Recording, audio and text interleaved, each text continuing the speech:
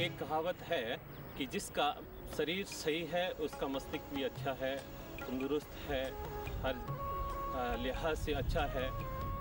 तो इसी तरह आप दुनिया में बहुत से गेम हैं, कबड्डी, वॉलीबॉल, फुटबॉल, बास्केटबॉल, हर तरह की प्रतियोगिताएं होती है। इसी तरह एथलेटिक्स में भी हमारे पास एक चक्का फेंक प्रतियोगिता है।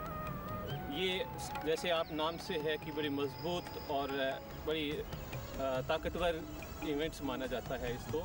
इसी तरह इसके साथ साथ ये एक तकनीकी में भी बहुत मजबूत इवेंट्स है। शुरू के ग्रीक ओलंपिक से ये स्टार्ट हुआ डिस्कस थ्रो या चेंजिंग आती रही है इसके रूप में, स्वरूप में इसके चुका है। और अब ये एक एथलेटिक्स का बहुत ही दिलचस्प इवेंट बन के और हमारे सामने उभरा है। तो इसके मापदंड के देखते हुए, इसकी टेक्निक को देखते हुए बहुत सी चीज़ें जानकारी के लिए आवश्यक है। सबसे पहले मैं इसके ग्राउंड के बारे में, जहां इसका सर्कल है, जो इसका घेरा माना जाता है, जिसको इसकी पिट मानी जाती है, उसके बारे में बताऊं। जो आप सर्कल देख रहे हैं ये एक स्पेसिफिक बड़ा तकनीक के हिसाब से बनाया गया होता है। सबसे पहले इसकी जो बनावट है वो कंक्रीट और सीमेंट के साथ होती है। इसके जो बनावट इस तरह से हो कि इस पर ज़्यादा ना फिसलन हो, ना ही उबड़ खाबड़ हो। ये एक बिल्कुल समतल और अच्छे हिसाब से माप तोल के बनाया गया हुआ एक घेरा होता है। और इसके जो घेरे की जो व्यास है, इसकी जो परिधि है वो 2 मीटर और 50 सेंटीमीटर की होती है। इसके में 5 मिलीमीटर ऊपर नीचे हो सकता है। और इसके चारों तरफ आप देख रहे हैं कि एक पतली सी रिम लगी हुई है। ये रिम है, इसकी जो गहराई है वो धरातल से 44 मिलीमीटर से 40 मिलीमीटर के बीच में रखते हैं। सर्कल के 20 के हिसाब से लगती हुई बराबर में एक लाइन होती है जिसकी चौड़ाई 50 मिलीमीटर चौड़ी होती है और लंबी 0.75 मीटर आगे तक निकली हुई होती है, जो इसके अर्धव्यास के रूप में लगाई जाती है। इस सर्कल के बीच के अंदर एक बिंदु होता है जिससे थ्रोइंग एरिया की तरफ, जिस तरफ थ्रो फेंका जाना है, उसकी तरफ का दोनों साइड का एक 50 मिलीमीटर की एक लाइन लगी होती है दोनों साइड, जो 40 का कोण बनाती है, जो बिल्कुल यहाँ से लगती है और एथलीट को उसी के बीच में थ्रो करनी होती है। 3 प्रकार की डिस्कस थ्रो होती है जो हमारे यहाँ प्रतियोगिता में प्रयोग की जाती है, जिसमें सबसे पहले 1 किलो की जो डिस्कस है ये महिला वर्ग के लिए होती है। उसके बाद 2 किलो की जो डिस्कस है पुरुष वर्ग के लिए होती है और 1.5 किलो की होती है सीनियर बॉयज़ के लिए। सीनियर बॉयज़ की जो डिस्कस है इसको अंतर्राष्ट्रीय स्तर पर प्रयोग नहीं किया जाता है, लेकिन राष्ट्रीय स्तर पे या जूनियर बॉयज़ जो 20 साल से नीचे के हैं उनके लिए ये 1.5 किलो की डिस्कस रखी जाती है। पुरुष वर्ग के लिए इसकी जो घेरा 219 मिलीमीटर से 221 मिलीमीटर तक होता है तथा महिला वर्ग के लिए 180 मिलीमीटर से 182 मिलीमीटर तक होता है तथा इसका जो थिकनेस है, इसकी जो मोटाई है वो पुरुष वर्ग के लिए 44 मिलीमीटर से लेके और 46 मिलीमीटर तक होता है। इसी तरह महिला वर्ग के लिए जो 1 किलो की डिस्कस है उसकी मोटाई 37 मिलीमीटर से लेके 39 मिलीमीटर तक होती है। जहाँ तक इनकी रिम का जो बाहर का है, इसकी रिम की मोटाई 12 मिलीमीटर दोनों में बराबर ही होती है, महिला वर्ग में भी तथा पुरुष वर्ग में भी। इनके बीच का जो आप एक मेटल का जो राउंड देख रहे हैं ये तकरीबन 50 मिलीमीटर से 55 मिलीमीटर के बीच में दोनों का रखा जाता है। डिस्कस के बीच के अंदर साधारणतः लकड़ी का प्रयोग होता है, लेकिन कुछ एक स्टैंडर्ड की चीज़ों में आजकल इसका रबर का भी प्रयोग करने लगे। जैसे डिस्कस है, इसकी बनावट गोल शेप में है। अगर इसकी गोल शेप में इसलिए बनाई गई है कि इसको हवा को चीरने के लिए, एक हवा के अंदर ले जाने के लिए, अगर इसका आकार बराबर नहीं होगा तो ये समतल नहीं जाएगी और ये शेक करेगी, और शेक करेगी तो हवा इसको, अगर ये डिस्कस ऐसे रहेगी तो हवा इसको ज़्यादा प्रेस करेगी, अगर ये ऐसी जाएगी तो ये ज़्यादा डिस्टेंस कवर करेगी। अगर ये ऐसे रिलीज होती है, ऐसे जाती है तो ये हवा इसको प्रेस करेगी और ये डिस्कस ज़्यादा दूर नहीं जा सकती। तो इस वजह से इसको एक तो गोल बनाया गया है और दूसरा इसका बनाने का मटेरियल पहले लकड़ी की बनती थी। तो जैसे कि इसका जो थ्रोइंग एरिया है जहाँ ये पड़ती है वो ऑलमोस्ट वर्ल्ड में सभी जगह ग्रासी या मिट्टी का होता है। वहाँ जाके ये गिरती है तो उसमें वो लकड़ी थी वो टूट जाती थी। इसलिए अभी ये मेटल की आ गई है। और इसके अंदर जो है इसका आकार होता है इधर से पतला और ऊपर से मोटा होता है, बीच में उठा हुआ। ये है कि इसका कि अगर इधर से होगा तो भी ये शेक करेगी, तो यहाँ वेट ज़्यादा होगा, इधर वेट कम होगा। तो ये भी एक साइंटिफिक है, जैसे जेवलिंग थ्रोअर में जेवलिंग के अंदर बनाते उसी मुताबिक इसको भी बनाया जाता है। डिस्कस का जैसे है कि इसका जो ये लोहे का लगाया जाता रिंग, अगर लकड़ी की होगी तो भी लोहे का बनाया जाएगा। इससे एक तो क्या है कि इसको ग्रिप मिलती है, दूसरा रनर को पकड़ने में भी ग्रिप मिलती है। इसका पकड़ने का स्टाइल है पूरा हाथ को खोल करके और डिस्कस को ऐसे लास्ट जो अंगुलियों का ये पैंट है वहाँ से पकड़ करके ऐसे इसको पकड़ के रखना। अगर ऐसे जोड़ के पकड़ेंगे तो ग्रिप प्रॉपर ग्रिप नहीं आएगा और डिस्कस से गिर जाएगी और थ्रू भी ठीक नहीं जाएगा। और ये डिस्कस है, जब इसको छोड़ेंगे तो इसका जो मोमेंट है वो हवा में शेक करती हुई जाएगी। तो उसके ऊपर क्या है कि इसको हवा का प्रेशर इसके ऊपर पड़ेगा तो डिस्टेंस कम हो जाएगा और ये स्मूथ जाएगी, तो हवा के अंदर हवा का प्रेशर से ये रुकेगी। तो इस वजह से इसको पकड़ने के लिए, इसका बैलेंस बनाने के लिए और ये सही थ्रू करने के लिए ये स्टाइल है इसका पकड़ने का। चारों अंगुली खुली हो, अंगूठा खुला हो और थोड़ी अंगुलियां आगे से दो में मुड़ी होनी चाहिए। डिस्कस थ्रोअर के लिए हम ज़्यादातर ऐसे लड़कों को सेलेक्ट करते हैं जो बच्चे हाइटली अच्छे होते हैं, जिनकी ग्रोथ अच्छी होती है, क्योंकि ये हमारा एक पावर इवेंट है और पावर इवेंट के लिए हमें इसमें पावर चाहिए, ताकत चाहिए।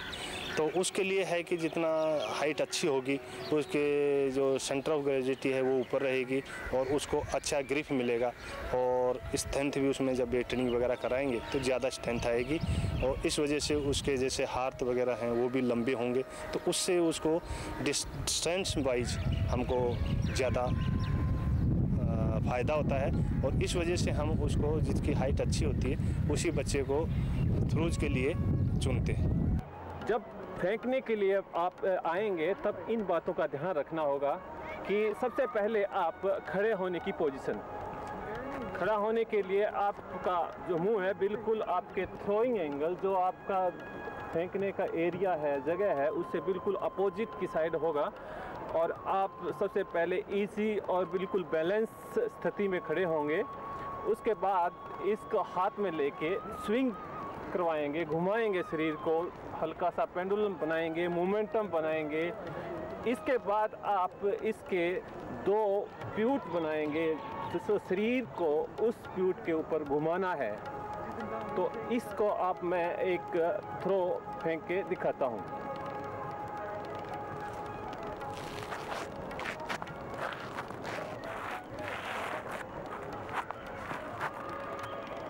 इसी तरह चक्का फेंक के अंदर जब प्रतियोगिता के अंदर भाग लेते हैं तो कुछ एक नियम होते हैं जिनका आपको अनुसरण करना होता है, फॉलो करना होता है। तो इसमें सबसे पहले आप देखेंगे कि जो आप थ्रो करता है उसको 2 अटेम्प्ट मिलते हैं, खाली 2 अटेम्प्ट मिलेंगे ट्राई के लिए। उसके बाद उसको 6 अटेम्प्ट या 8 अटेम्प्ट, अंतर्राष्ट्रीय स्तर पे 8 अटेम्प्ट मिलते हैं, 8 बार वो ट्राई मारते हैं। इसके बाद में इसका जो नेक्स्ट रूल है वो ये कि आपका जो पैर है एथलीट का, थ्रोवर का पैर इस रिंग के ऊपर नहीं जाना चाहिए। अगर ये पैर यहाँ चला जाता फाउल हो जाता और ये यहाँ रह जाता तो थ्रू सही होता। एक फाउल तो ये हो गया कि अगर ये रिंग से बाहर पैर टच हो जाता है इस सर्किल के से तो ये फाउल है। दूसरा है अगर यहाँ से थ्रोवर ने थ्रू सही किया है, इसके सही लगाई है और मगर वो यहाँ से निकल गए तो फाउल है। थ्रोवर को थ्रू करने के बाद में पीछे से निकलना चाहिए, जो कि इसके सर्किल का आधा हिस्सा है। यहाँ आने के बाद चाहे वो इधर से निकल जाए, चाहे वो इधर से निकल जाए, यहीं से, पर इसके यहाँ इसके थ्रू करके यहाँ से नहीं निकल सकते, इसका सेंटर से आगे आके फिर निकलना पड़ता है। थ्रोवर जब थ्रो करता है, कंपटीशन के अंदर थ्रो करता है, तो उसे बहुत सी चीज़ों का प्रयोग करने की भी मनाही होती है। जैसे कि यदि कोई बाहर से ग्लव्स लें या दूसरा कोई इक्विपमेंट ले, या कोई जूते पर स्प्रे करे या सर्कल पर स्प्रे करके उसमें फिसलन डालने की कोशिश करे, ये उसके रूल में नहीं है। यदि ऑफिशियल या जजेस वहाँ पर अलाउ करे या उसको परमिशन दे, तो एक कमर की बेल्ट होती है जो किसी के स्पाइनल का दर्द है या कमर का दर्द है तो वो उसका प्रयोग कर सकता है।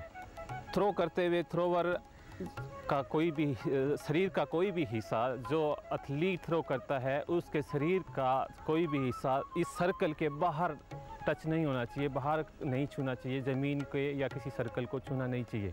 तथा एक बात का और ध्यान दें कि प्रतियोगी जब थ्रो करता है, जब तक उसकी थ्रो या उसकी डिस्कस थ्रो ग्राउंड को नहीं टच हो जाती, ग्राउंड को छू नहीं जाता, तब तक वो सर्कल को न छोड़े, क्योंकि यदि वो पहले छोड़ देता है तो उसका थ्रो फॉलो माना जाता है।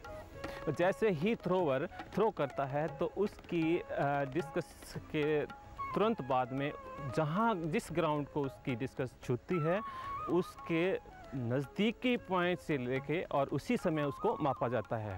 मापने के लिए सेंटर के पॉइंट पर, केंद्र बिंदु पर उसका टेप रखा जाता है और नेक्स्ट आपको यहाँ लेना पड़ेगा।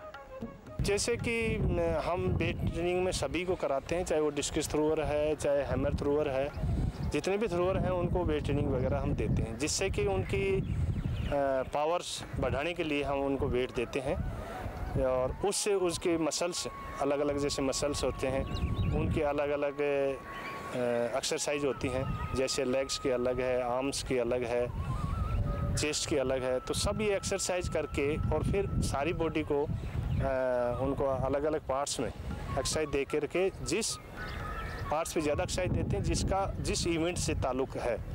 डिस्कस में जैसे कि पूरी बॉडी का ही चाहिए, जैसे कि सर्किल लेने के लिए हमें पावर चाहिए लेग्स का, तो इसके लिए हमने जैसे कि हाफ स्क्वाट और फुल स्क्वाट्स वगैरह वेट ट्रेनिंग में करवाते हैं। इसी मुताबिक है कि बेंच प्रेस कराते हैं और जो कि शोल्डर के लिए ये ज़्यादा यूजेबल होती है, जो कि लास्ट इनिंग में जैसे सर्कल काट के फिर वो जैसे रिलीज करते हैं तो उसके लिए हमें शोल्डर का पावर चाहिए।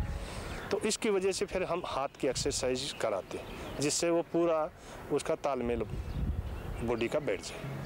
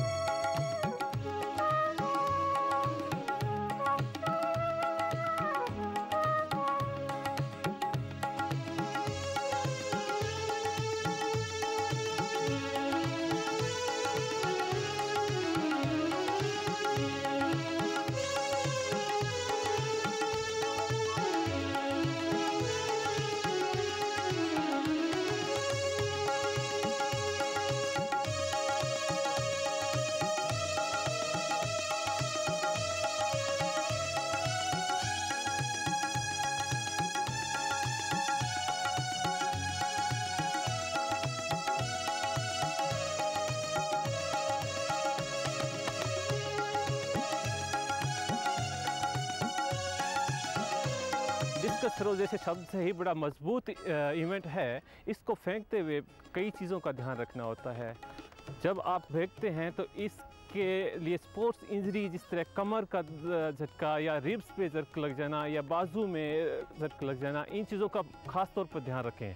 तथा जो बिगनर इसको करना चाहते हैं या करने शुरू किया है तो उनको चाहिए कि वो किसी सीनियर के पास या प्रशिक्षक कोच या स्पेशलिस्ट के पास जाके ही पूछें, ताकि वो इसको सही से आपको गाइड करके बताएं कि इसका तरीका क्या है।